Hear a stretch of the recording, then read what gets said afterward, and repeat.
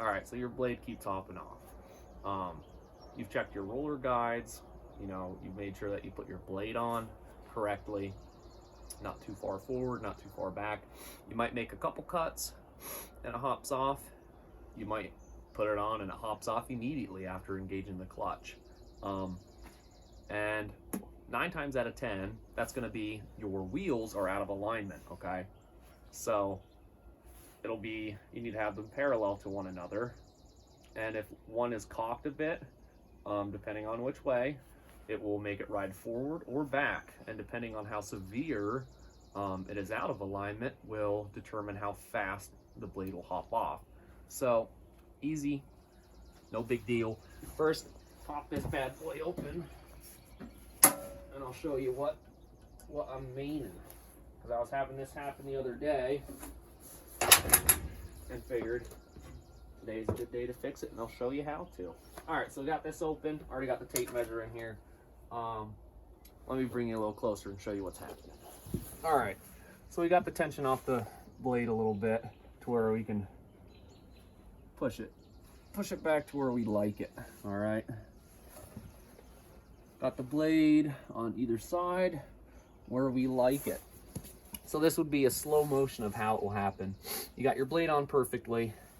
If you can try to pay close attention to this. As you spin it, you'll notice it either climbs backwards or forwards. That you can see that on there. Let me bring you up closer. All right, so we got the blade pushed back to how we like it. It's that way all the way around on the other wheel as well. So as you watch, see how that climbs towards the front quite drastically. Yeah, that's quite a bit. We are halfway on the wheel at this point. So as you run it, pretty soon that thing's gonna be hopping off, and as is evident by the inside of the saw head here, there's some scratches from the blade hopping off. So first thing you want to check now is to see which wheel is out of alignment, which one isn't square to the other. Easiest way to do that is grab a tape. Okay, so in real life here, it's a lot easier to see. On camera, it's probably a little difficult to see, but this side here is tipped in. It is closer than it is here. So you have a gap far larger on this side than on this side. What that is allowing the blade to do, as evident by what you just seen, is it allows it to climb off. If it was reversed, where this side was a greater gap here than there, it would want to travel backwards and run into the back side of the metal here. So what we're working with here, I like to just make it, if I can, kind of like that, and just measure.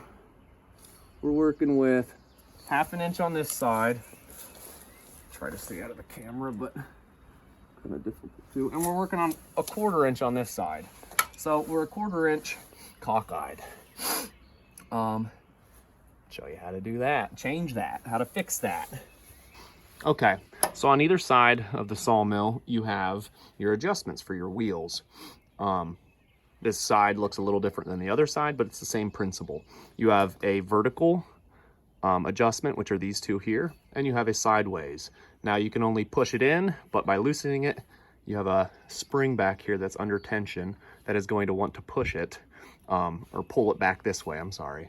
So this screw here will adjust it to the left, and the spring will adjust it to the right just by loosening this one. So we're cockeyed to where the inside of the wheel is closer on this side than on the outside. So what we want to do is grab a wrench. 17 fits, not the best fit, but close enough. That's what I got. And I'm gonna tighten this screw because we're wanting to push the wheel. Hard to explain. You'll figure it out. It's easy. Give her a couple turns. If I can get in there, it's kind of tight with this. Hard to stay out of the camera. All right, there's a couple rotations, and I'll measure here quick what we're working with. Okay. Looking like we need another 1/8 of an inch. So we'll move that a wee bit more.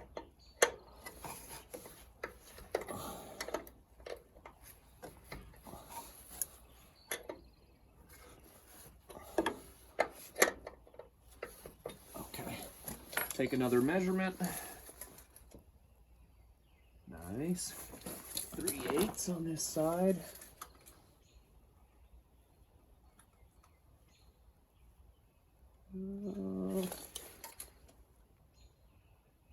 All right, went a little too far. We're 1/16 of an inch over. So I'm gonna loosen that back up right around there. Just a quarter turn basically, and see what that is looking like. Nice. That's looking pretty good. Let me take you to the front and show you what I'm looking at here. All right, so we're working with 3/8 on the inside here and 3/8 on that side. So in theory, whoops, stepping on the camera. In theory, as we spin this, it corrects itself. Probably can't see that on camera, but now we're sitting back even, which is what we want. What we want. Once you're satisfied